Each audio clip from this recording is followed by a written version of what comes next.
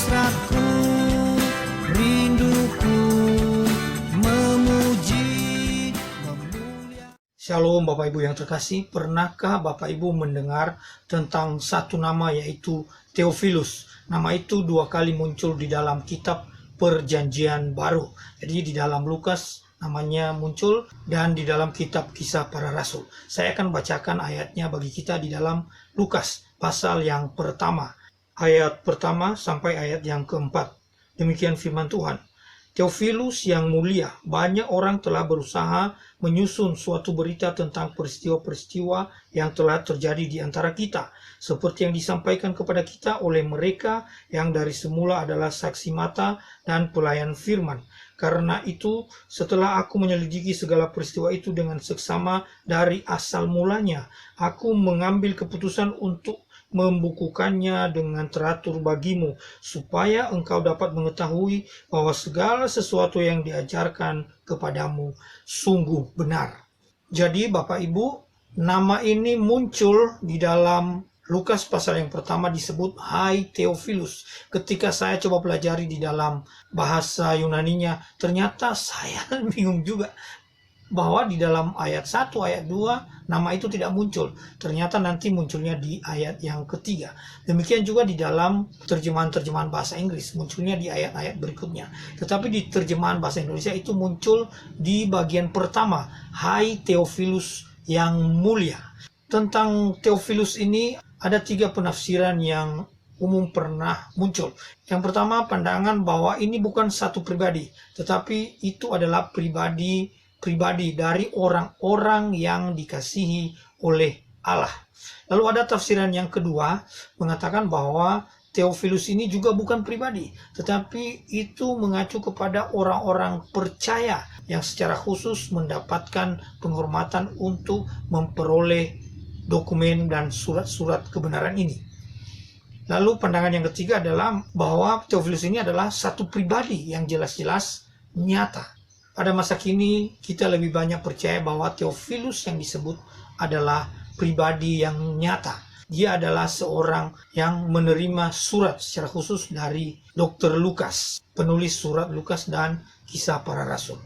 Ketika saya memperhatikan di dalam teks bahasa Yunaninya, nama itu disebut Theophile dari kata dasar Theophilus, yang mana kita bisa tahu bahwa Theo itu dari kata Theos Allah, Phile itu dari kata phileo, dicintai atau mencintai. Jadi Theophilus bisa diartikan mencintai Allah, bisa diartikan dicintai Allah. Nah, lalu ada terjemahan yang tepat, biasanya mereka rumuskan sebagai sahabat Allah. Jadi Theophilus itu artinya sahabat Allah. Jadi dia adalah pribadi yang nyata. Namanya adalah Theophilus. Ada beberapa yang berpendapat dia seorang gubernur Romawi atau senator di Antiokhia atau di Akhaya. Lukas bersahabat intim dengannya dan membaptisnya. Jelas bahwa dia seorang Kristen. Pendapat lain ialah bahwa Lukas menyapa dia sebagai kepala dari bangsa Yahudi. Penafsir-penafsir kemudian menolak pandangan yang tak berpribadi dan berpendapat bahwa Theophilus adalah seorang asli Itali, barangkali seorang yang bertobat karena pelayanan Lukas atau Paulus, dan Lukas mempersembahkan karyanya tentang sejarah Injil yang indah kepada orang ini. Dipastikan bahwa Theophilus ini adalah yang mulia, orang terpandang, orang terkemuka. Jadi melalui pembahasan tentang sosok Theophilus ini, saya mendapatkan pesan dan saya mau bagikan buat kita. Ternyata bahwa penerima surat ini disebut sebagai sahabat Allah, disebut sebagai orang yang dicintai Allah, disebut sebagai orang yang mencintai Allah. Dan kita percaya dan kita tahu bahwa surat itu sungguh-sungguh telah diteruskan kepada kita hingga saat ini. Maka kita pun adalah sahabat-sahabat Allah, sahabat-sahabat Tuhan.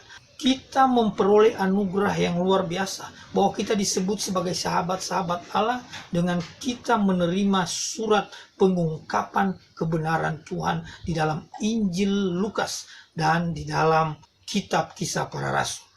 Oleh karena itu, baiklah kita dengan semakin bersungguh-sungguh mempelajari kebenaran Tuhan di dalam kitab Injil Lukas dan di dalam Kisah Para Rasul, dan sebenarnya secara umum seluruh kitab suci. Kita bertanggung jawab untuk belajar kebenaran firman.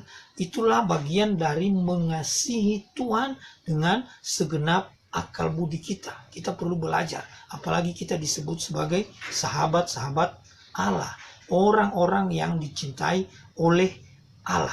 Itu artinya Theophilus tadi. Maka kita pun harus menjadi sahabat Allah dengan terus mempelajari firman-Nya.